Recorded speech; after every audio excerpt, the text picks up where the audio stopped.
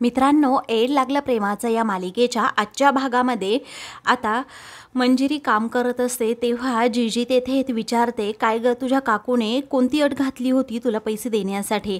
मग आता मंजिरी म्हणते, अगं काही नाही. तेव्हा जीजी म्हणते, तुला सांगावंच लागेल. असं म्हणून आता ती खूपच चिडते. त्यावेळी आता तिचा नाईलाज होतो, कारण रायाची शपथ आता जीजीने घातलेली असते. मग आता मंजिरी सगळं काही सांगू लागते तेव्हा जीजीला आता प्रचंड राग येतो. दुसरीकडे राया आता ती बैलगाड्यांची शर्यत जिंकली नाही म्हणून स्वतःला उघडी अंगावर मारून घेत असतो. त्याच वेळी आता त्याचे मित्र त्याच्या भोवती येतात आणि म्हणतात, असं करू नकोस राया दादा. अरे त्यामध्ये तुझी काय चूक? तर आता राया थांबण्याचं नावच घेत नाही.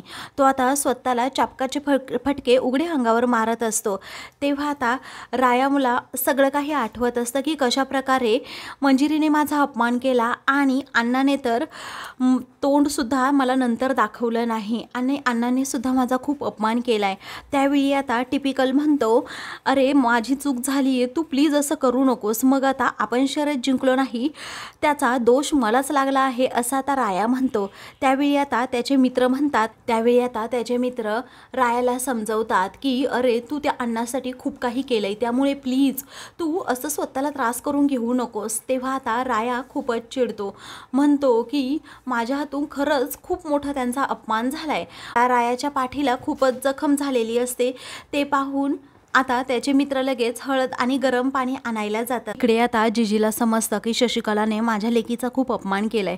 तेव्हा आता या हातांनीच तिने तुला कचऱ्यातून पैसे काढायला सांगितले ना, असं म्हणून त्या हातांचा गोड पापा लगेच जीजीही तिला जवळ घेते. रागात जीजी म्हणते, या शशिकलाला मी सोडणार नाही. तर इकडे सर्व पत्रकार हे आता मंजिरीच्या घरी आलेले असतात. तेव्हा शशिकला आणि ईशा या दोघीही बाहेर उभ्या असतात. मग आता मंजिरी कुठे आहे, आम्हाला तिचा इंटरव्ह्यू घ्यायचा आहे असं जेव्हा पत्रकार म्हणतात तेव्हा शशिकला म्हणते, जरा थांबा, मला एक सांगा, शिष्याच्या पाठीमागे कुणाचा हात असतो, गुरुचा की नाही? मग मंजिरीची गुरु मीच आहे. अगोदर गुरुची मुलाखत झाली पाहिजे ना. सकाळी मी तिला म्हटलं, तुला जोरात कासरा धरायचा आहे आणि तुला ही शर्यत जिंकायची आहे. मी तिला प्रोत्साहन दिलं. मंजिरी गाडीत चढली आणि तिने या स्पर्धेमध्ये जिंकली. मीच तिला हिंमत दिली म्हणून तिला हे यशस्वीपणे सगळं काही करता आलं. म्हणून माझा इंटरव्ह्यू घ्या तुम्ही. त्यावेळी पत्रकार आता ठीक आहे असं म्हणतात. तर आता दुसरीकडे रायाचे मित्र त्याला म्हणत असतात की आज जर तुझी फॅमिली असती तर तुझंही स्वतःचं हक्काचं कुटुंब असतं. त्या दंगलीमध्ये तुझ्या आईबाबांचा जीव गेला नसता तर बरं झालं असतं. मग आता राया खूपच इमोशनल होतो आणि म्हणतो की माझा एक लहान भाऊ होता, तो सुद्धा आईबरोबर गेला. आता जिवंत आहे की कसं आहे ते सुद्धा मला माहीत नाही.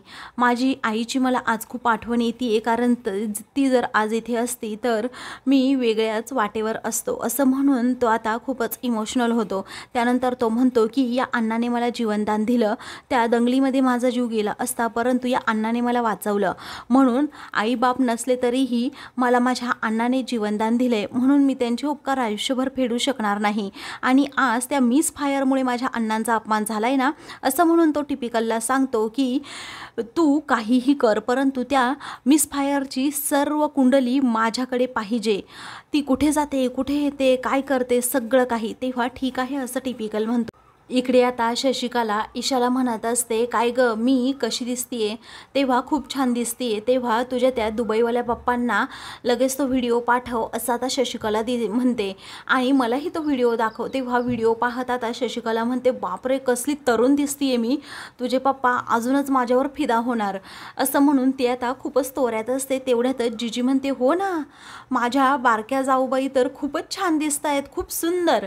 त्यावेळी आता शशिकला म्हणते, मोठ्या जाऊबाईकडून माझी प्रशंसा झाली, माझं मन तृप्त झालं. त्यावेळी आता जीजी पुढे येते आणि म्हणते, काय पैसे पाहिजे की नाही? शशिकला म्हणते, हो पाहिजे ना. मग आता लगेच तोच कचऱ्याचा डबा घेऊन जीजी तेथे येते आणि म्हणते, यामध्ये पैसे आहेत, तू पैसे घे. शशिकला म्हणते, मी आणि या कचऱ्यात हात घालू? कधीही शक्य नाही. मग आता जीजी रागातच म्हणते, काय माझ्या मुलीला सकाळी कचऱ्यात हात घालायला लावला, माझ्या लक्ष्मीचा अपमान केला, तेव्हा तुला काही वाटलं नाही आहे का? त्यावेळी आता शशिकला म्हणते तुमची लायकीच ती आहे, मी काय करणार? मग आता जिजी म्हणते मग तुझी लायकी तुला मी दाखवूनच देते. असं म्हणून आता ती म्हणते की कचऱ्याच्या डब्यात पैसे आहे, तुझे पैसे जर तुला पाहिजे असतील तर तू ते घेऊ शकतेस. माझ्या हातातून तुला 1 रुपया सुद्धा मिळणार नाही आणि तू जे पैसे दिले होते ना 20,000 रुपये, त्यामध्ये 100 रुपये एक्स्ट्रा टाकले आहेत कारण ते व्याजसुद्धा मला नको आहे आता म्हणून. तेव्हा आता शशिकला ते पैसे घेण्यासाठी नकारच देते. तेवढ्यातच आता तेथे लगेच कचऱ्यावाला येतो आणि म्हणतो मॅडम अहो कचरा टाका यामध्ये. त्यावेळी आता जिजी लगेच ते डस्टबिन उचलते आणि लगेच तो कचरा टाकणार असते. तर शशिकलाचा हा आता गैरसमज होतो की त्यामध्ये पैसे आहेत म्हणून ती म्हणते थांब इथेच ठेवते डस्टबिन. त्यावेळी आता जिजी शशिकलाने ज्या प्रकारे पाय ठेवलेला असतो तसाच पाय सेम त्या डस्टबिनवर ठेवते आणि म्हणते इथे आहेत तुझे पैसे. असं म्हणून शशिकलाला चांगलंच ती घाबरवते आणि तिचा चांगलाच अपमान करते. मग आता कचऱ्यावाल्याला ती म्हणते की जा रे बाबा कचरा घेऊन. तो आता लगेच तो कचरा घेऊन जातो. तेव्हा आता जिजी म्हणते हे बघ आपण जसं वागतो ना तसाच पुढचा आपल्याला मान सन्मान देतो. आपण जर त्याला मान दिला तर पुढचाच देईल. म्हणून एक गोष्ट नेहमी लक्षात ठेवायची, नेहमी तोऱ्यात वागायचं नाही. आता तू काय करायचं, माझ्या मंजिरीची माफी मागायची कारण माझ्या घरच्या लक्ष्मीचा तू अपमान केलाय आणि मगच तुला तुझे पैसे पुन्हा मिळतील. त्यावेळी शशिकला म्हणते मी माफी मागणार नाही. मग आता जिजी त्याच ॲटिट्यूडने म्हणते का मी तुला पैसे देणार नाही. त्या दोघींची चांगली जुगलबंदी आता सुरू होते. तर मंजिरी म्हणते जाऊ दे ना आई, अगं तू तरी कशाला. मग आता जिजी म्हणते नाही तुझी माफी मागितल्याशिवाय मी अजिबात तिला पैसे देणार नाही. त्यावेळी आता ती लगेच मला माफ कर मंजिरे असं रागातच शशिकला म्हणते. तेव्हा मला ऐकू आलं नाही असं जिजी म्हणते. तर खूप रागात आता मोठ्यानेच शशिकला म्हणते मला माफ कर. मग आता जिजी हसते आणि लगेच तिचे पैसे तिला देऊन टाकते. तेव्हा आता सर्वजण तेथून जात. शशिकला आता पैसे हातात घेत म्हणते की माझा अपमान केला का, आता या उमाची नाही मी माऊ केली ना तर माझं नाव सुद्धा दुसरं नाही. तर दुसरीकडे जिजी आणि नाना हे दोघेही पैसे मोजत असतात. तेव्हा आता ते पाहून इकडे मंजिरीला खूप कौतुक वाटतं. ती म्हणते आपण अगोदर आता सावकाराचं कर्ज फेडून टाकूयात. तेव्हा नाना लगेच ते पैसे तिच्याकडे देतात. मग आता निखिल तितक्यात तेथे येतो आणि म्हणतो मला नवीन मोबाईल घ्यायचा आहे. तेव्हा आता मंजिरी म्हणते आत्ता नाही हा, अजिबात नाही मोबाईल, अगोदर पुस्तक आहे ना ते उघड आणि अभ्यास कर मग तुला नवीन मोबाईल मिळेल. त्यावेळी आता निखिलला खूपच राग येतो, तो तेथून जातो. त्यावेळी आता अण्णा म्हणतात का रे बाळा असं केलं. अगं मंजिरी आपण पाहू ना त्याला एखाद्या मोबाईलचं. तेव्हा मंजिरी म्हणते नाही हा नाना, अहो अगोदर सावकाराचं कर्ज आणि मगच हे सगळं काही.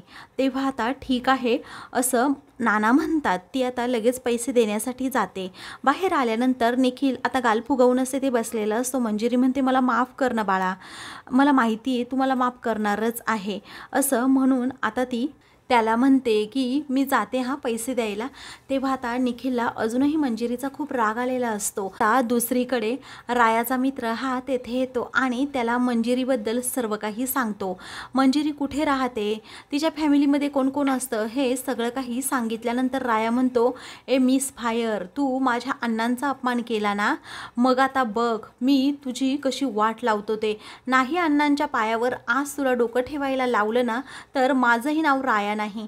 तर आता मित्रांनो पुढील भागामध्ये राया म्हणतो की चल मिस फायर आणि माझ्या अण्णांची माफी माग म्हणजे आपला हिशोब चुकता.